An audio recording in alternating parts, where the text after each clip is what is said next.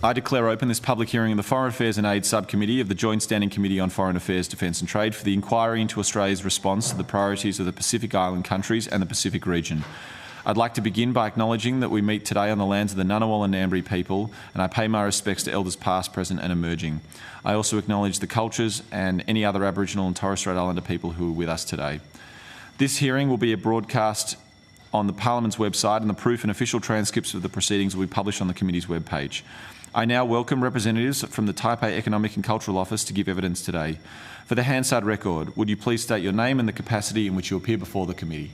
Yes, my name is Douglas Xu. I'm the representative of Taipei Economic and Cultural Office in Australia. It's a pleasure to be here today. Thank you. Yeah. Hello, my name is Houghton John, and I'm a policy officer from the Taipei Economic and Cultural Office. I'm Joseph Chen from the Taipei Economic Cultural Office in Canberra. Thank you. Welcome to all of you. This hearing is a legal proceeding of the Parliament. The giving of false or misleading evidence is a serious matter and may be regarded as a contempt of the Parliament. The evidence given today will be recorded by Hansard and attracts parliamentary privilege. I now invite you to make an opening statement, and we'll open it up to the members for discussion. Well, thank you very much, Mr. Chairman, and good morning to all the committee members. Again, my name is Douglas Xu. I'm the Chief Diplomatic Representative here in Australia from Taiwan. It was a pleasure that the committee gave me these opportunities to speak on behalf of my government regarding Taiwan's effort in the Pacific region. Taiwan has been a dedicated and responsible partner in the Pacific region. The Taiwanese government's long-standing and continuing commitment to contributing to regional security and sustainable development by sharing Taiwan's medical expertise and technical prowess has provided a significant body of insight into the needs and priorities of Pacific Island countries. In our view, in the past decades, the Pacific region, for all of its great blessings, also faces some of the sharpest challenges of any region in the world. Under the looming threat of climate change, many Pacific nations struggle to achieve sustainable development and the full cultivation of their rich pool of human capital.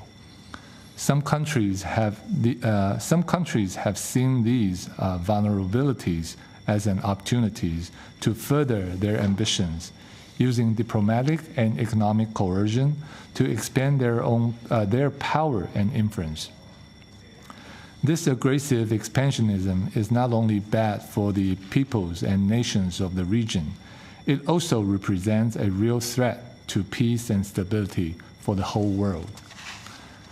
Conversely, Taiwan has been working bilaterally and with valued partners to create genuine development in the Pacific.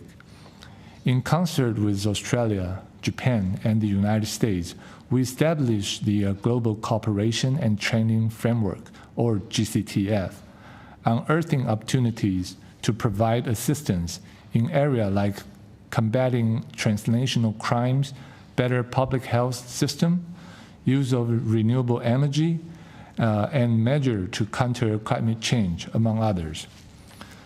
We have long worked with the Pacific Island Forum and made material contribution to Pacific nations through our International Cooperation and Development Funds, or ICDF, delivering tangible and critical assistance, as well as contributing millions of dollars to establishment of the Climate Transition Fund.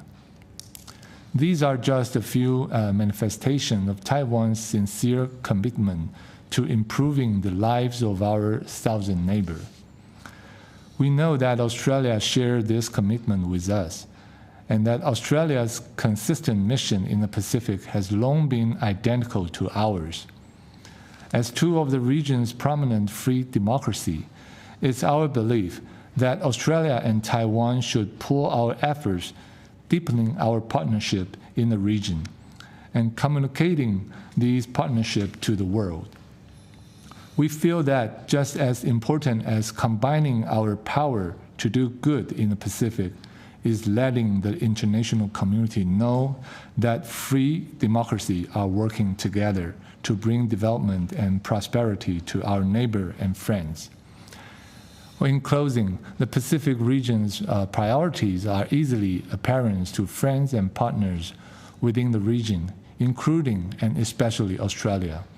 Taiwan believes that Australia is already a potent force for good in the region and appreciates the existing dialogue and communication between the two. Having said that, we also believe that more can be done to combine our efforts and insights in the Pacific.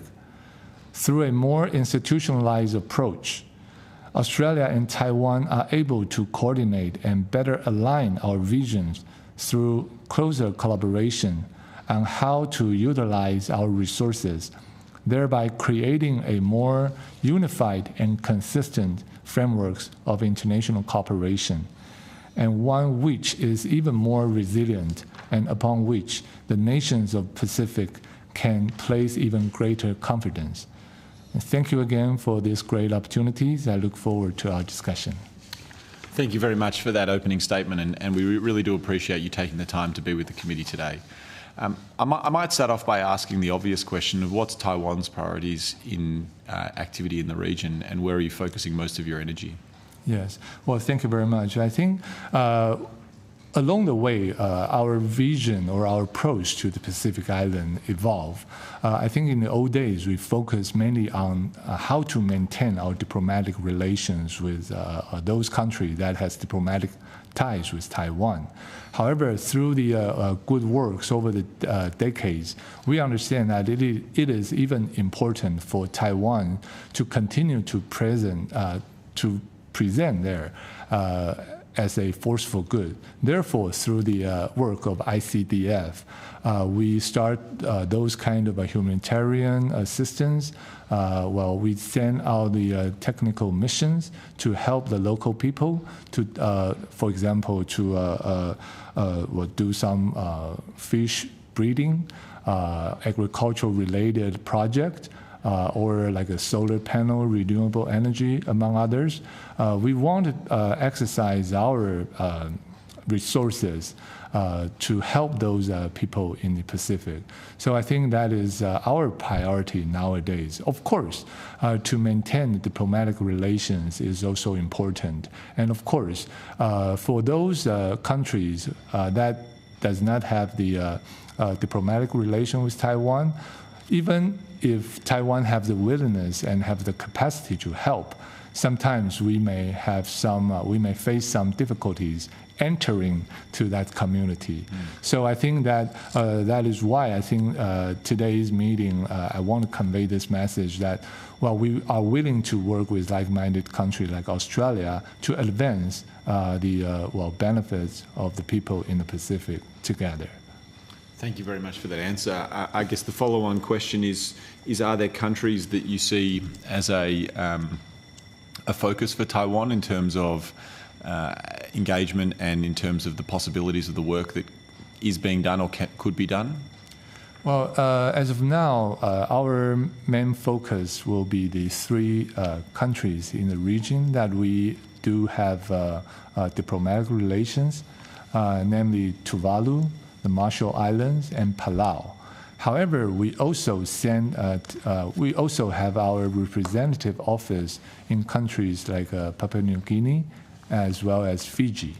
Well, these two countries does not have diplomatic relations with Taiwan, but we also have our unofficial presence in the region. And through our office over there, we also have those kind of technical mission to assist the locals to develop their, hometown. And but our main focus will still be on those three countries that have diplomatic relations.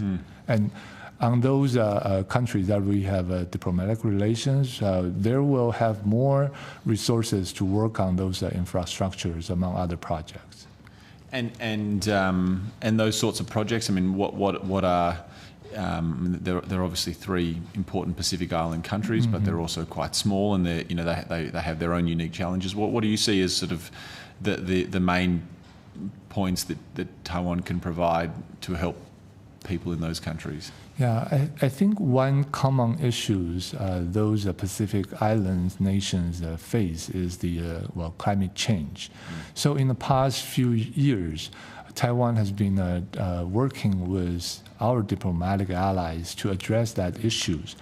To give you an example, in Tuvalu, we've been working with not only Tuvalu government but also Australian governments on this Tuvalu coastal adaptation project, and it has been working really well. And I think the model Australian government helped bringing in with regard to the infrastructure's construction already got a lot of good response from the people in Tuvalu.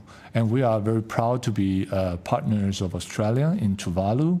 And other than that, I think also with regard to Tuvalu, we are working with countries including Australia, Japan, and United States on this CPC's Central Pacific Cable project as well. And those are the things that we hope that can help Tuvalu people and government to address their telecommunication issues. So those are the issues, those are the projects we are undergoing. I'll just give you some example. And of course, in countries like Palau as well as Marshall Island, we also have different setting and arrangement as well. Thank you very much. I guess my last question before I hand over to my colleague, Ms. Daniel, is around this committee previously did an inquiry focusing on democracy in the region and focusing on how Australia can support democratic institutions.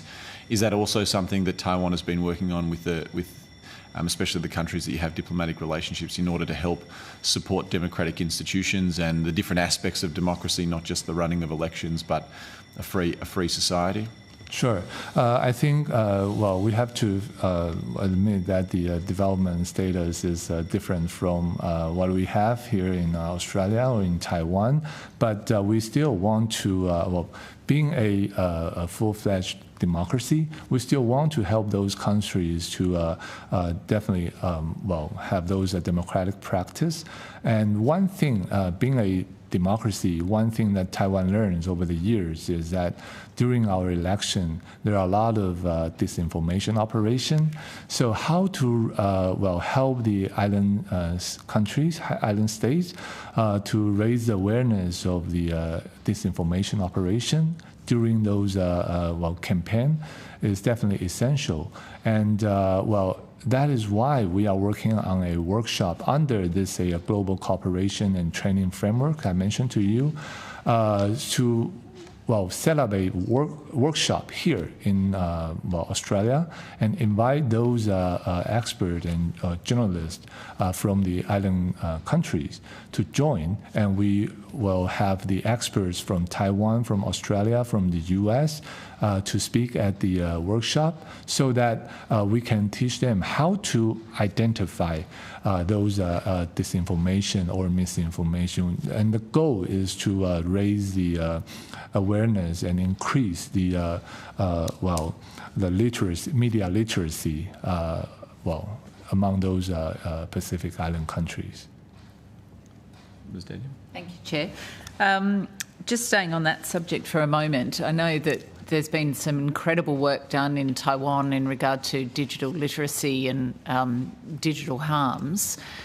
Can you just expand a little bit on how you think Taiwan can contribute in the Pacific in extending literacy to competence, which I know is really where Taiwan has gone and is kind of leading the world in that space?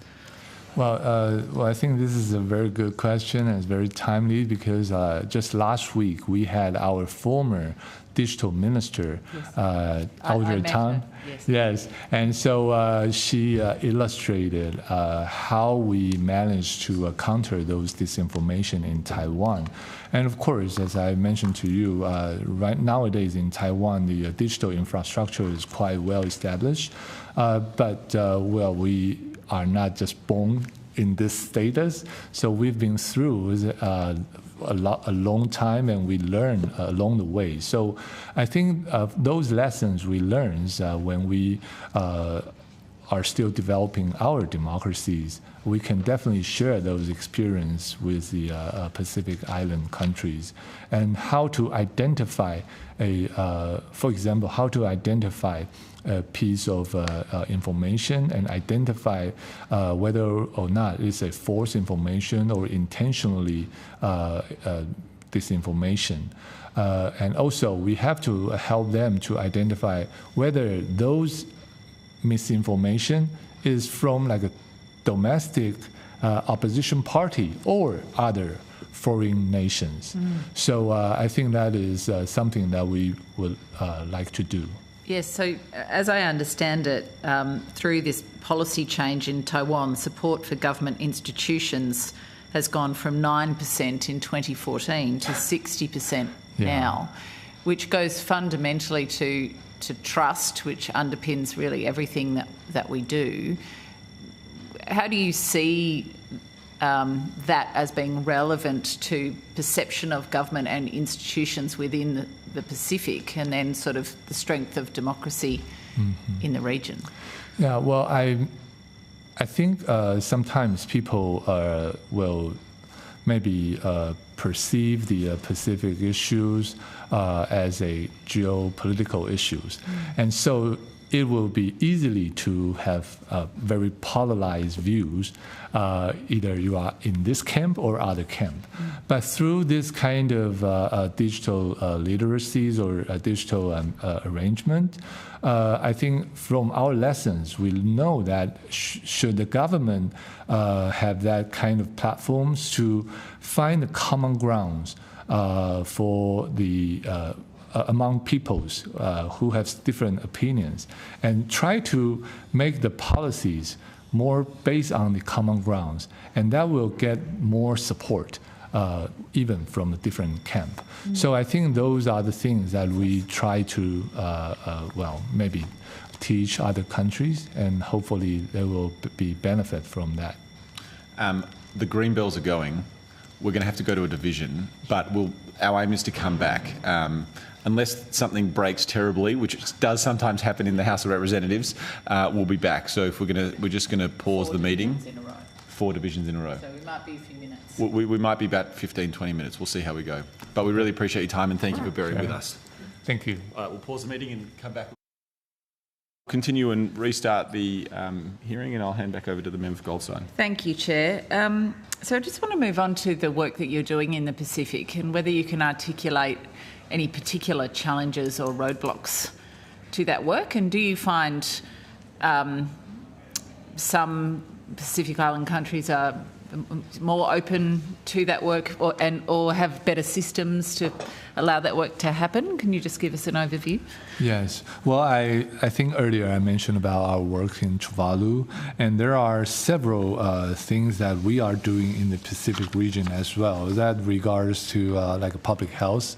We actually designate one hospital in Taiwan to taking care of a Pacific Island countries that need this kind of medical support. So we help bridge the hospital and the Pacific nation. That is one case. And we had that project in Palau, Marshall Island, Tuvalu, Fiji, and Papua New Guinea.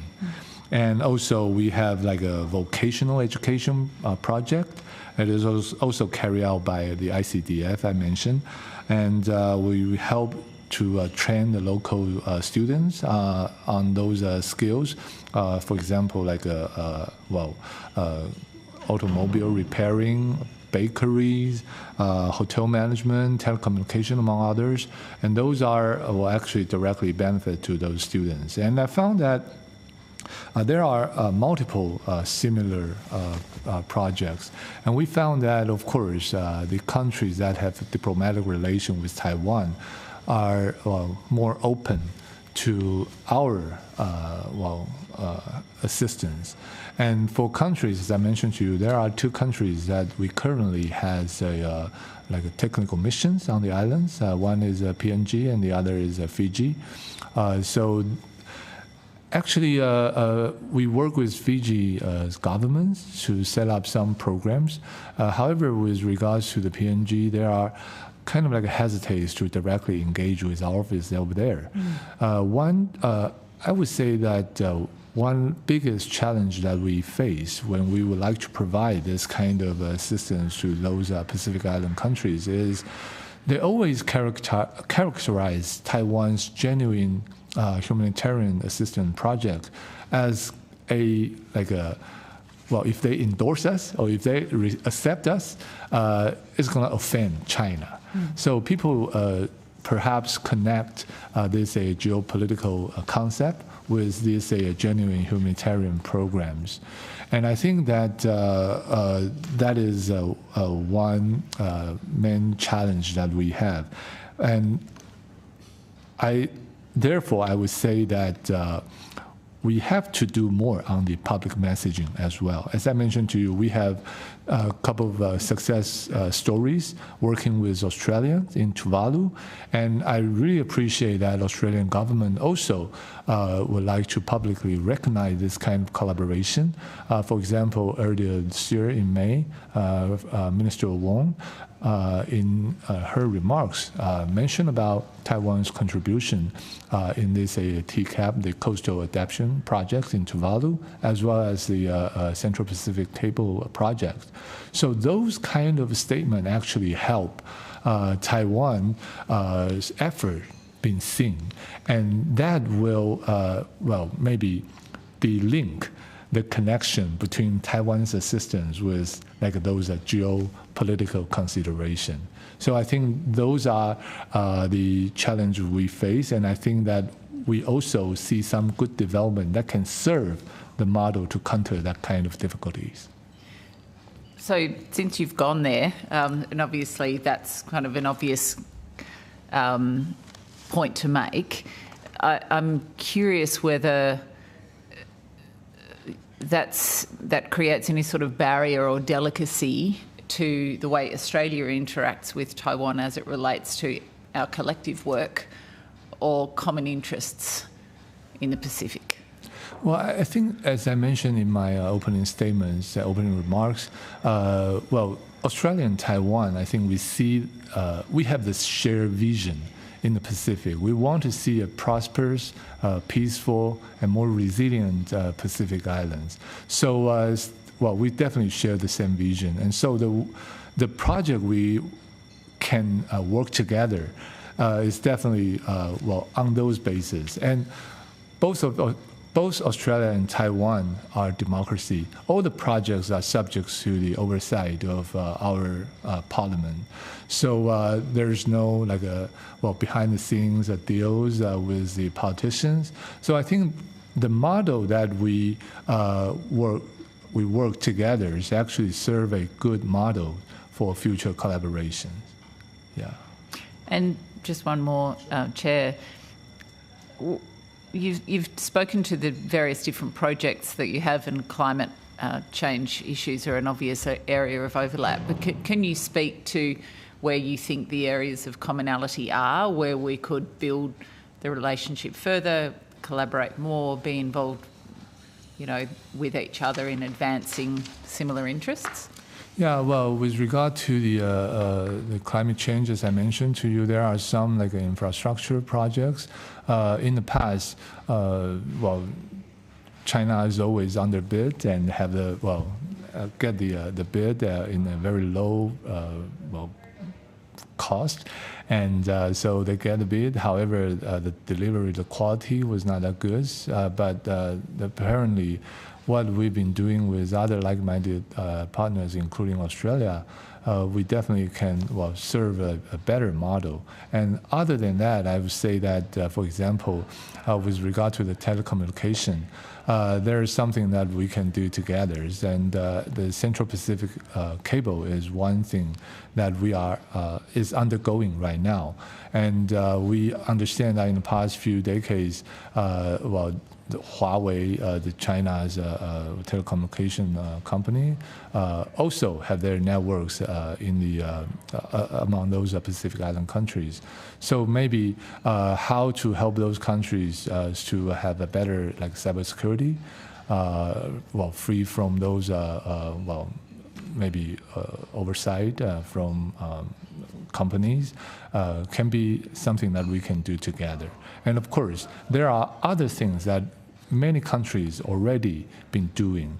For example, providing scholarship, because cultivating this talents in the Pacific Island is a easy thing to do. And there are a lot of countries, for example, Canada, Japan, and others, they are doing the same thing, providing this kind of scholarships to the local students. However, if we are doing the same thing all together, it may not be wise. So I think that is why we also call for a maybe multilateral coordination. And since Australia now is leading in the foreign assistance in this region. So maybe Australia can consider playing that kind of role. Two final questions from me before we wrap up. The first one is around people development. And obviously one of the goals that Australia has when working in partnership with the Pacific Island countries is to not just provide countries with assistance and then set and forget, but rather to work and design policy that really partners with local organisations, local people to build capabilities and to ensure that there is long-term development for our partner countries. I'd be interested, because you mentioned in a number of times in your hearing about the genuine humanitarian interests, how Taiwan prioritises that, how you work through those sorts of development goals, and to try and ensure that there is actually local benefits, not just those from Taiwan as well. Yes. Well, I think that, as you probably know, that there's 3 countries in this region that still have diplomatic ties with Taiwan. And I think we started earlier. We started early to start to invest or start our works in the Pacific Islands. So because apparently there was a diplomatic competition between Taiwan and China in the past, and until today as well. So we pay a lot of attention in the region. And we, for example, countries like Tuvalu, ever since 1970s, we already set up an embassy over there. And in Marshall Island in Palau as well. We've been there for a very long time, sometimes even longer than, even before Australia set up the embassy over there. So for those projects we carry out, we definitely have people on the grounds to follow up with them, to listen to the feedback from the communities, and to improvise for the next projects. So I think along the way, we've been willing to listen to people, what would be benefit more for them, and to improvise the next project with them. Yeah. Thank you. And then my last question before we wrap up is going back to the themes around climate change. I mean, obviously, Tuvalu, the Marshall Islands and Palau, a lot of the community infrastructure is so close to the coast that it's not just about the global efforts to reduce greenhouse gas emissions, but also mitigation and resilience of those communities to move infrastructure and to actually support the community with climate mitigation. What's some of the work that Taiwan is doing to help support communities manage the inevitable natural disasters that are going to come with global warming? Yeah, well, I think that is one of the most important issues that we're working on. As I mentioned earlier, climate change is the biggest issue that those Pacific Islands face altogether. And in addition to the projects I mentioned to you in Tuvalu, there's a coastal adaptation project. We also committed to set up this climate transition fund. and it's a multi-years, $10 million US project, and we divide those fundings to support those diplomatic allies to address their issues regarding to counter the climate change. So there are multiple projects has been developing. This is a new commitment starting last year. So I think well, we will continue to carry out our promise, and if we have more specific projects based on this climate transition fund, I will, in the future, I will happy to share with the members. Thank you very much. Any other questions? No, I'm good. Thank you. Well, before I formally wrap up the committee meeting, let me just say that I really do appreciate the time that you've taken to be with the committee today and the contribution to this inquiry. It's very much appreciated, and you're very welcome here in this committee. And we look forward to seeing you soon. Thank you for your time today. If you've been asked to provide any additional information, including questions on notice, please forward it to the Secretariat by Thursday, 5 September 2024. Please note that responses to the questions and notice will be published on the website as submissions to the inquiry. You'll be sent a copy of the transcript of your evidence to assist you with answering questions taken on notice, and you'll have an opportunity to request corrections to transcription errors. I'd like to thank committee members and the Secretariat and the witnesses for their time today, and I declare the public hearing closed. Thank you. Thank you.